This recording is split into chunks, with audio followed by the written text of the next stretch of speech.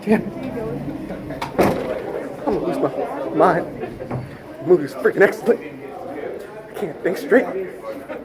You can't see my shirt. My shirt is good. I'm cold. Where the heck is Ken at? I don't know. We gotta find Ken. I'm gonna lose my freaking mind. The movie was excellent. I've got a video coming for you guys. You just need to.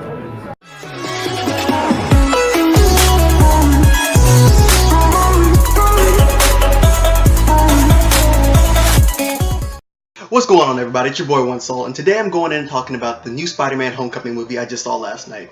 First and foremost, I'm going to praise this movie to the highest because I honestly think, from this point forward, this is my favorite, not just MCU movie, but favorite superhero movie of all time. So I'm saying it's knocking out Civil War, I'm saying it's knocking out Batman v Superman, and for most people, Batman v Superman was kind of a hit or miss. I love that movie. It's knocking out the original Spider-Man. I love The Amazing Spider-Man 2. This movie was just so fun and so true to the character. I loved every bit of it because it made me feel like a kid again. I left that movie theater feeling as if I was 10 years old again, or 5 when I first saw the first Spider-Man movie. It felt so good. All the scenes that reminisced from the comic books, all the different portrayals of the different actors bringing in a sense of diversity and whatnot, it just made the films feel so real to me, and I loved every bit of it. It was such a great film. I really want to praise the director John Watts for his portrayal of each one of the characters he had done.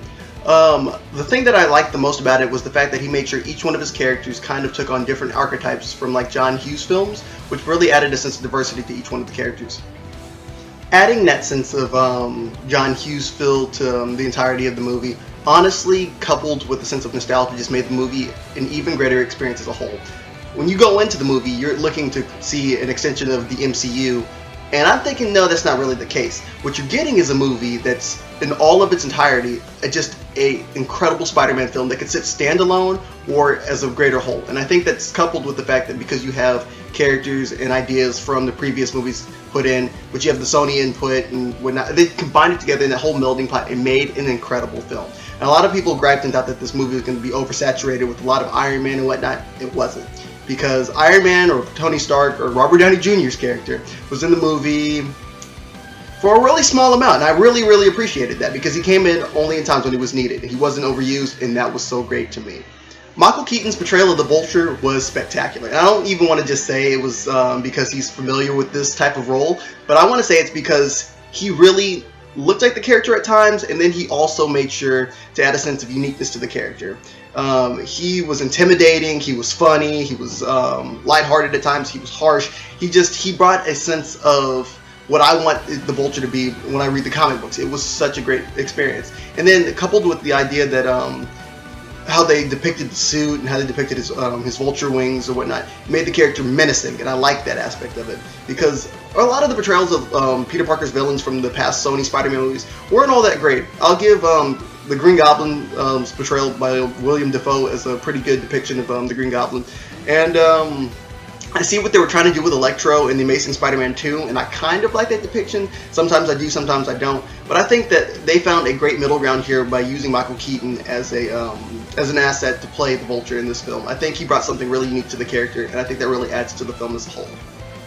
I think Laura Harrier's character, portraying Liz, was kind of a throwaway character in my opinion. She was there only to drive the plot, and I think that it was necessary to have her in the movie because she drove the plot, but I feel like as a love interest, I think she kind of fell short. I feel like she didn't really have a lasting impact on Peter, and I think that's one of the things I truly look for in a love interest of a character because it helps build that sense of that character. It helps add a whole nother dimension to that character's life, and I feel like whether she was there or whether she wasn't there, adding her in as that character really didn't do much for Peter as Spider-Man or as Peter Parker. I had a love-hate relationship with Jacob Batalon's character, Ned Leeds, and I say that from the standpoint of I understand what character he was trying to portray, and I like what he was doing, and I've honestly felt that type of friendship from some of my friends at some points in time. So I respect it and I love it, and I hate it because I've experienced some of the things that Peter had to go through with friends like that. So one of the things I can't stand about this character is the fact that he resembles so much of Gonk from the Miles Morales comic books that it's ridiculous. I really wish that the character was a lot different and more unique in his own sense, rather than being taken from a character that's eventually probably going to make his way into the MCU. That aside, I thought he was funny. I thought he added a good sense of contrast to Peter. I thought that a lot of their interactions were great, and I think that as a whole, he'd be a character I'd love to see return again to another Spider-Man film. So hopefully, if they do decide to bring in Miles Morales at some point in time, they'll be able to find a way to kind of find a counterbalance, because I feel like Miles needs his gonk. But if Ned Leeds sticks around for Peter Parker, it's going to be hard to try to fill that. Maybe they'll make sure that both characters utilize Jacob Batalon's character as Ned Leeds. I don't know. I don't know how they'll try to make Miles Morales, but yeah, that's my only real gripe with that character. Otherwise, I had a good time watching him on screen. It was a good experience seeing that character brought to life. I feel like it's a sense of bias if I say Zendaya was one of my favorite parts of this movie, but in all honesty, she killed her role. And I say that because she had me laughing every time she came on screen. Whether she was speaking, whether she was doing something, just purely acting, girl had me rolling every single time she said things. And I want to go into detail about certain things, but I don't want to spoil anything for anybody yet. I might go back and do a spoiler review for this movie, but oh my goodness, just the things that she would say and her awkwardness that she had to the character. She was probably the most John Hughes-esque character brought into this film, and I loved it. It was so hilarious. I remember at one point in the movie, I turned over to my friends, and my friends turned over to me, and we just fell out laughing for certain reasons, and it was good. Zendaya really knows how to take a character and reinvent it and make it a character that's really new in a sense, and brings a different era. And so when you figure out more about this character, I think that hardcore Spider-Man fans will actually love it even more too. So Zendaya, good job. On to the man that played Peter Parker himself, Tom Holland. I thought that Andrew Garfield really looked like the character, especially the way that Humberto Ramos draws him in the Amazing Spider-Man comic book line. But Tom, you are now the new Peter Parker. I have no problem giving it to you. You took it in Civil War. I thought you were great then. You took it, ran with it.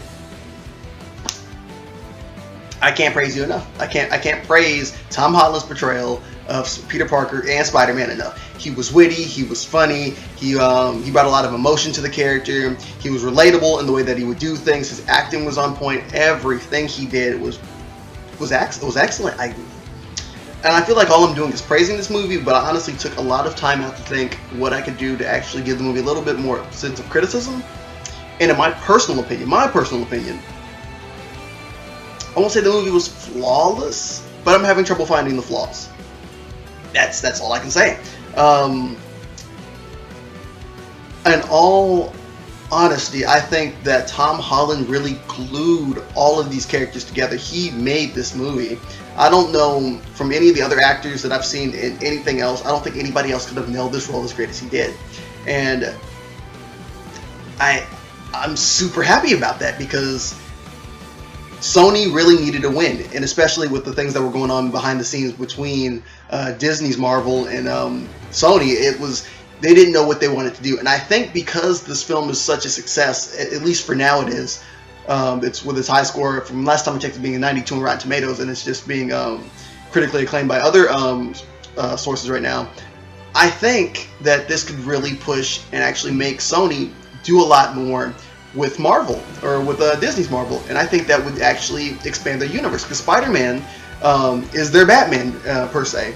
He's got one of the largest rogues galleries. He was the most relatable character in all of comics. I argued with my friend Obsidian all the way to the theater when we watched the movie last night, and he wanted to argue that Spider-Man was not one of the most relatable characters.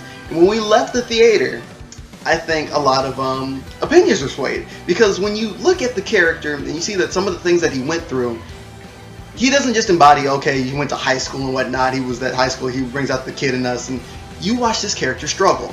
And not just for the sake of super villainy and stuff like that, only things that comic book characters struggle with, but he struggled with real life aspects. And I think that's one of the things that really resonates with audiences. I think that's one of the things that really resonates with me, and I think that's one of the things that makes the character so special. In general, Batman is my favorite comic book character, and I like to say that he is.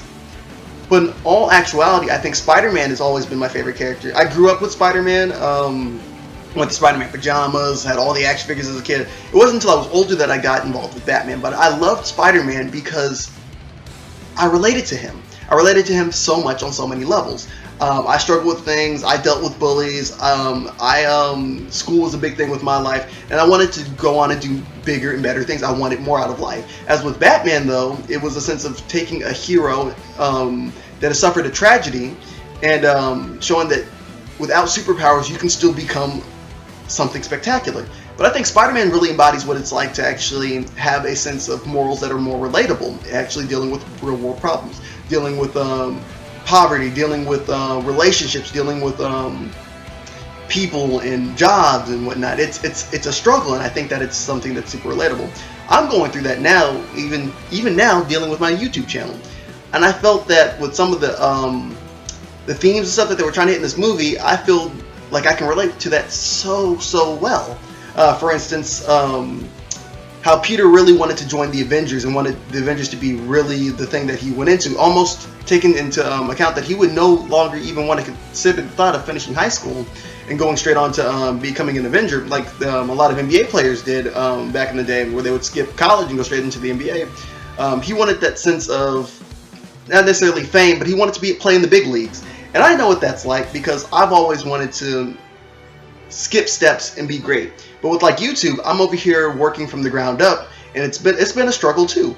And I understand and I appreciate the struggle that I'm going through currently, because a character that I loved growing up has really embodied and shown me that you don't always skip steps and make it to where you're supposed to be. And I love that.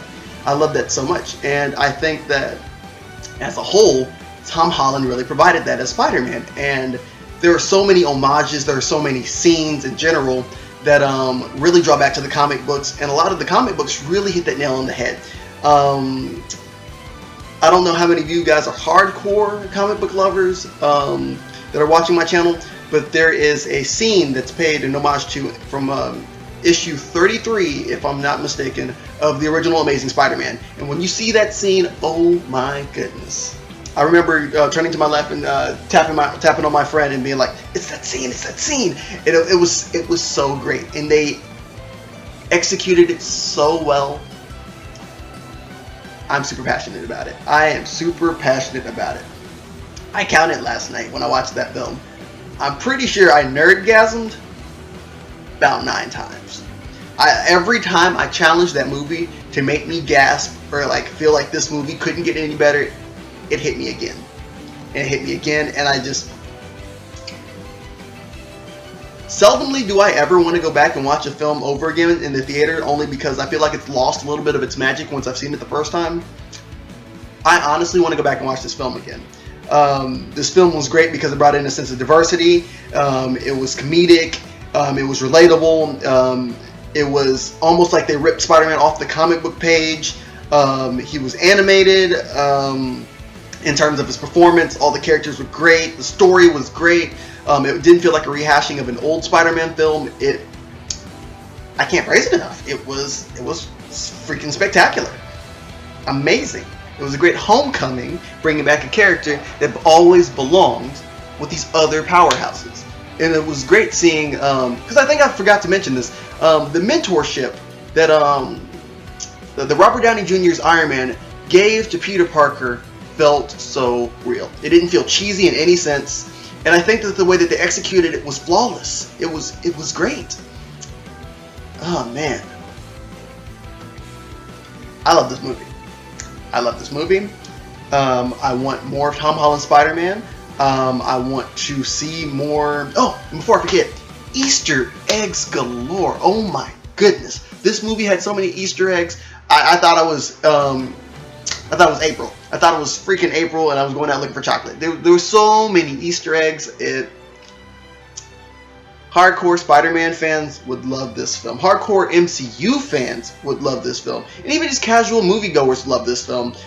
Because one of the friends I took with me wasn't a big superhero fan, but she said this was a great superhero movie. I mean, it's a win for us, right guys? It's a win. And even some of my friends that weren't even real big Spider-Man fans, I'm pretty sure have a different take on the character now as well. Yeah. As you see, I'm rocking my Spider-Man Homecoming, my brand new Spider-Man Homecoming suit shirt. I love it. I'm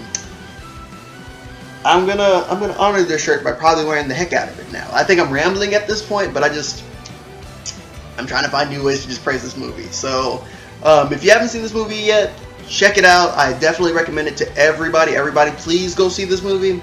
If you guys want to see me do a spoiler review so we can kind of talk more so in depth about some of the things, I'd love to. I love talking to new people, especially about comic book related stuff. Hit me up in the comments, like this video if you liked it, and so we can, it gives me a better sense of what to do from here.